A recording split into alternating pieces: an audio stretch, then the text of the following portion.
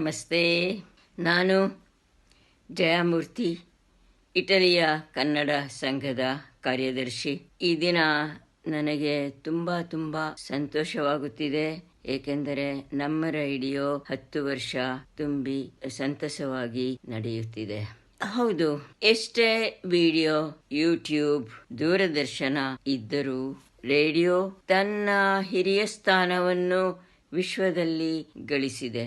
ನಮ್ಮ ಕಾಲದಲ್ಲಿ ಬಿನಾಕಾ ಗೀತ್ಮಾಲಾ, ರೇಡಿಯೋ ಸಿಲೋನ್, ವಿವಿಧ ಭಾರತಿ ಇಂದ ಹಿಂದಿ ಚಿತ್ರಗೀತೆಗಳನ್ನು ಕೇಳುವುದೇ ಒಂದು ಮನರಂಜನೆ. ಹಾಗೆಯೇ ಬೆಂಗಳೂರು ಆಕಾಶವಾಣಿ ಇಂದ ಹರಿಕತೆ, ಭಕ್ತಿಗೀತೆ, ಶಾಸ್ತ್ರೀಯ ಸಂಗೀತ, ಹೊಸ ರುಚಿ ಕಾರ್ಯಕ್ರಮಗಳನ್ನು ತಪ್ಪದೆ ಕೇಳುತ್ತಿದ್ದೆವು. ಈಗಲೂ ನಿಮಗೆ ಆಶ್ಚರ್ಯವಾಗಬಹುದು, ಮೈಸೂರಿನಲ್ಲಿ ನನ್ನ ತಂಗಿಯ ಮನೆಯಲ್ಲಿ ಎದ್ದ ತಕ್ಷಣ ರೇಡಿಯೋ ಜೊತೆಯಲ್ಲೇ ಬೆಳಗಿನ ಕಾಫಿ ಕುಡಿಯುವುದು ಅವರು. ಇದೆಲ್ಲ ಭಾರತದಲ್ಲಿ ವಾಸ ಮಾಡುವ ಭಾರತೀಯರಿಗೆ ಮಾತ್ರ ಮೀಸಲು ಅಂತ ಅಲ್ಲ, ಒಂದು ಹೆಮ್ಮೆಯ ವಿಷಯ.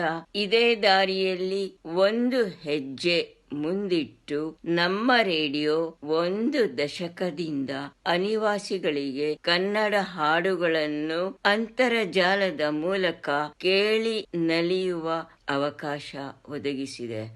ಯುರೋಪ್ನಲ್ಲಿ ನಮ್ಮ ರೇಡಿಯೋ 2018ರಲ್ಲಿ ಆರಂಭ ಆಯಿತು. ಒಂದು ಹೆಮ್ಮೆಯ ವಿಷಯ ಏನು ಅಂತೀರಾ? ಆರಂಭೋತ್ಸವ ಮಾಡಿದ್ದು ಇಟಲಿಯ ಕನ್ನಡ ಸಂಘ. ನಮ್ಮ ರೇಡಿಯೋ 10ನೇ ವರ್ಷದ ಹುಟ್ಟುಹಬ್ಬ ಆಚರಿಸುತ್ತಿದೆ. ಈ ಸಂದರ್ಭ ನೀವು ನೋಡಬಹುದು. ಇಗೋ, ಇದೇ ಅಂದು ಹೊರಟ ನಮ್ಮ ರೇಡಿಯೋ. ಇದು 2018ನೇ ಇಸವಿಯಲ್ಲಿ ನಮ್ಮ ಕನ್ನಡ ಸಂಘದಿಂದ ಹೊರಟ ದಿವಸದ್ದು. ಇದು ನಿಜವಾಗಲೂ ಕೈಲಿ ಹಿಡಿದುಕೊಳ್ಳುವುದಕ್ಕೆ ನನಗೆ ತುಂಬಾನೇ ಹೆಮ್ಮೆ ಅನ್ನಿಸುತ್ತಿದೆ ಇಂದು. ನಮ್ಮ ರೇಡಿಯೋ 10ನೇ ವರ್ಷದ ಹುಟ್ಟುಹಬ್ಬ ಆಚರಿಸುತ್ತಿದೆ ಅಂದರೆ ನಿಜಕ್ಕೂ ತುಂಬ ಸಂತೋಷ ಆಗುತ್ತೆ. ಈ ಸಂದರ್ಭದಲ್ಲಿ ನಾವು ಶುಭಾಕಾಂಕ್ಷೆಗಳನ್ನು ಕೋರುತ್ತಾ ನಮ್ಮ ರೇಡಿಯೋ ಹೀಗೆ ಚೆನ್ನಾಗಿ ಬೆಳೆದು ಬೆಳ್ಳಿಯ ಹಬ್ಬವನ್ನು ಆಚರಿಸಲಿ ಎಂದು ನಮ್ಮ ಕನ್ನಡ ಸಂಘದ ಪರವಾಗಿ ಆಶಿಸುತ್ತಾ ಅವಕಾಶ ಕಲ್ಪಿಸಿದ್ದಕ್ಕೆ ನಿಮ್ಮೆಲ್ಲರಿಗೂ ಧನ್ಯವಾದಗಳು.